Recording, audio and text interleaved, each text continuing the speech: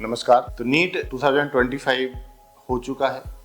खट्टे मीठे अच्छे बुरे अनुभवों के साथ सभी बच्चे जो हैं एक बार तो पेपर देने के बाद थोड़े फ्री हो गए, लेकिन मैं ये कहना चाहूँगा कि अभी भी ये समय आराम का नहीं है और मॉडलस एकेडमी जो है आज से ही अपना जो नीट 2026 का जो टारगेट बैच है वो स्टार्ट कर दिया है। और एक बात मैं और कहना चाहूँगा कि जो ये पैटर्न रहा है, जो एक तरीका है क्वेश्चन पूछने का, वो आप मान के चलिए कि इस तरीके का पैटर्न रहा है जिस तरीके से यूपीएससी प्रीलिम में पूछे जाते हैं या जेई में पूछे जाते हैं। इनफैक्ट मैं कहूँगा कि जेई मेन से भी जो है एडवांस का जो पैटर्न है इस तरीके से उससे अच्छा पैटर्न रहा है, टफ पैटर्न रहा है। तो उस पैटर्न में उन कोचिंगों की जिम्मेदारी और बढ़ जाती है जो ऑलरेडी आईआईटी में बहुत इस्टेब्लिश जिनकी फिजिक्स केमिस्ट्री की फैकल्टी है, क्योंकि जो लेवल रहा है केमिस्ट्री फिजिक्स का वो बहुत अच्छा लेवल रहा है।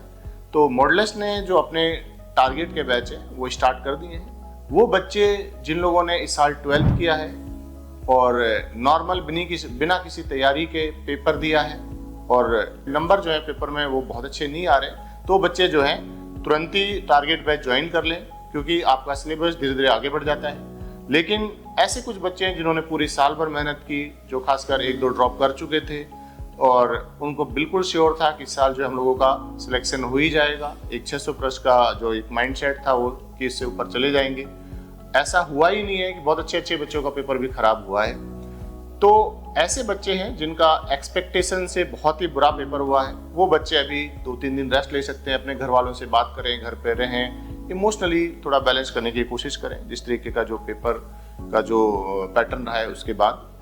तो ऐसे बच्चे अभी जो है 3-4 दिन बाद यानी कि मंडे से भी बैचेज ज्वाइन कर सकते हैं, क्योंकि इन लोगों ने ऑलरेडी अच्छा पढ़ा है। लेकिन मैं फिर से कहूँगा कि इस बार बहुत कुछ नया होने वाला है। हम लोग भी जो पैटर्न है उसको एक तरीके से इस साल का जो पैटर्न है उसी बेस पे सब कुछ बदलने वाले हैं। पेपर में जो क्वेश्चंस पूछे जाएंगे उनका जो पैटर्न है एक तरीके से डेप्थ नॉलेज चेक करने वाला, वो उस तरीके का ही पैटर्न क्लास में डिस्कस किया जाएगा या पेपरों में जो एग्जाम सेट होंगे वो किया जाएगा।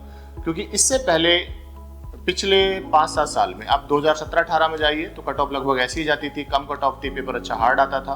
लेकिन जैसे जैसे कोविड आया, पेपर डाइल्यूट किया गया, तो लोगों के बेंचमार्क सेट हो गया था कि जो है नीट फिजिक्स केमिस्ट्री जो नीट की वो भी एनसीईआरटी से हो जाती है। लेकिन इस पेपर को देख के लग रहा है नहीं होने वाला है। तो आप जो है टाइम वेस्ट करे बगैर मॉडलस एकेडमी के जो टारगेट के बैचेज हैं वो ज्वाइन करें।